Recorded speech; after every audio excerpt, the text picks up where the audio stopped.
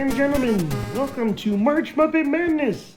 This week, the Muppet Show on the Gameboy Color. Hey, that sounds familiar. I think I was on that show. We're back then with more tales of hand-operated hijinks in the digital world then. We've had them fight in the present day on Earth in chaos at the carnival. They've taken to the cosmos in Pigs in Space. But now it's time for Kermit and his lovable crew of Muppet misfits to travel through time itself. Now this game was released by Take-Two and programmed by Tarantula Studios, whose Evel Knievel game we covered not so long ago. But also, they had a hand in at least one game that you've played, as they're now Rockstar Lincoln.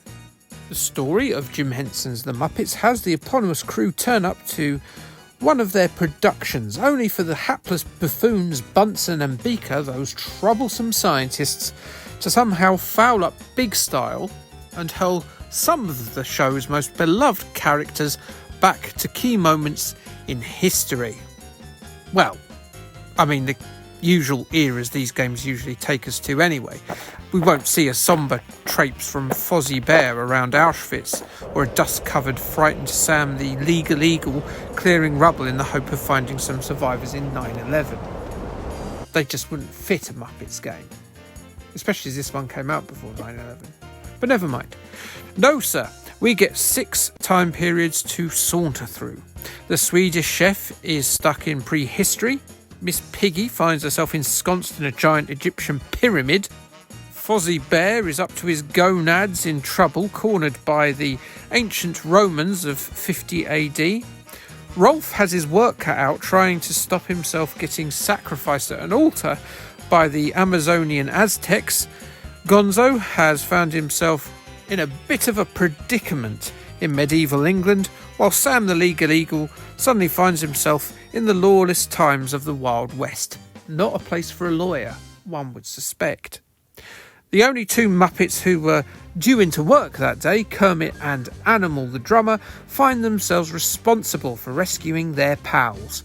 So they divvy up responsibility between them and then jump into Professor Bunsen's time machine. Kermit goes off to rescue Piggy, Rolf and Sam, while Animal has to rescue his fellow weirdo outsiders, the Swedish chef Gonzo and Fozzie, in this multi-stage platform adventure, all while Statler and Waldorf watch on and quip about their successes and lack thereof. How they're able to view this pan-time spectacle from their box seat is never really made clear. Perhaps this was all actually a stage play, or they're viewing it in some sort of time television. Or my theory is that they've actually died and they're viewing this from the afterlife. R.I.P. Statler and Waldorf, you're with Da Angles and Jade and Lady Di and Captain Tom now and all the XL bullies. If you're wondering why drumming Rage Case Animal and not, say, Fozzie or Gonzo is the only playable character other than frontman Kermit, well, it's because in the 90s and the 2000s, for some reason, Animal was super popular. He had a huge marketing push and, well, I mean, he does look a lot cooler than Pepe. They keep putting Pepe front and centre. No one likes Pepe. Stop trying to make Pepe happen, Jim Henson Productions. Kermit and Animal have their own unique abilities, not that you can select them for levels they're not designated to.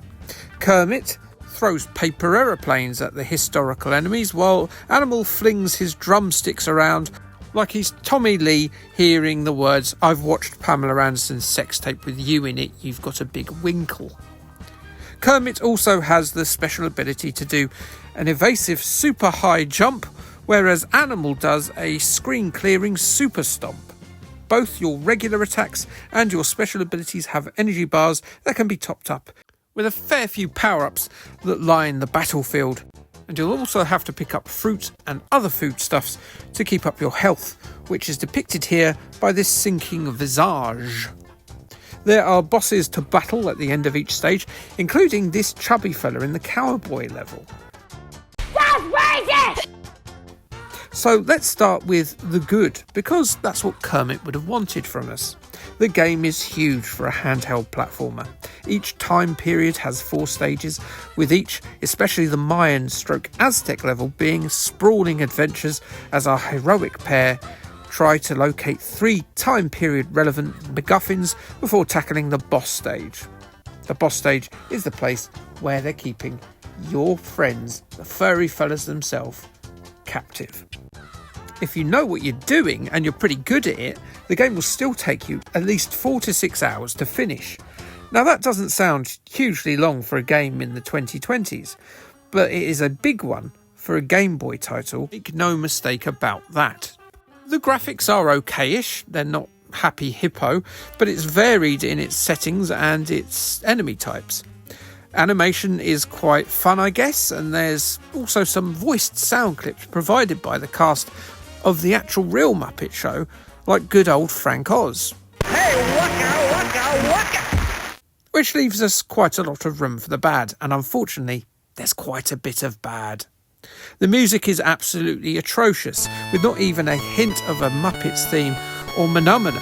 All you get is this dirge. Enemies are absolute bullet sponges, which isn't great when you consider that the ammunition of your planes and sticks is quite limited, regardless of the amount of power-ups that are available. I mean, it wouldn't be as big a problem if you could just sort of jump over your enemies and then find more power-ups.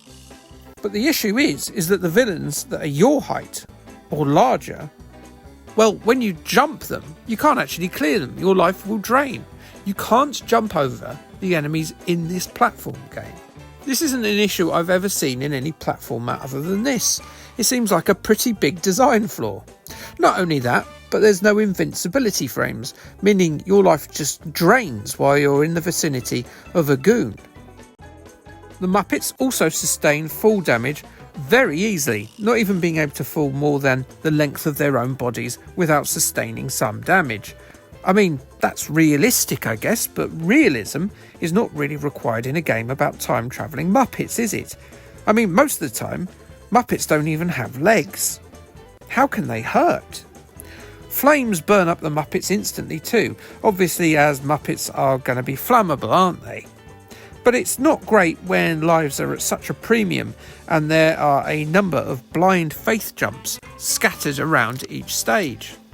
As a result of all these play-hurting missteps by the design team, the game is very frustrating, and combined with the huge length of it, it's going to be a bit too daunting for most players.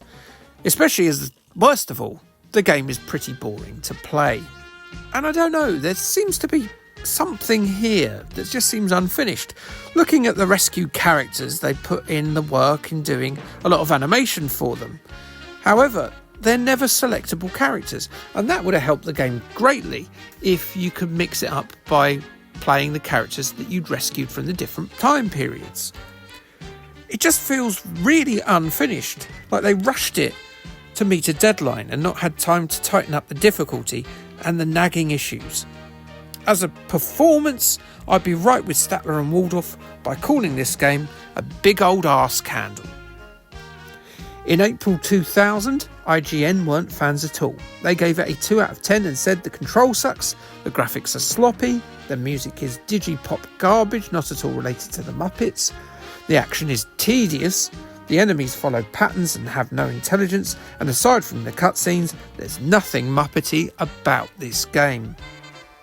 The June 2000 issue of CMVG gave it a 2 out of 5 and put it to you that the Muppets are cool, but video games have yet to do them proud, and this attempt doesn't even come close.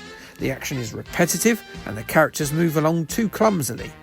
Lots to keep you busy, but you'll get bored long before you reach the end.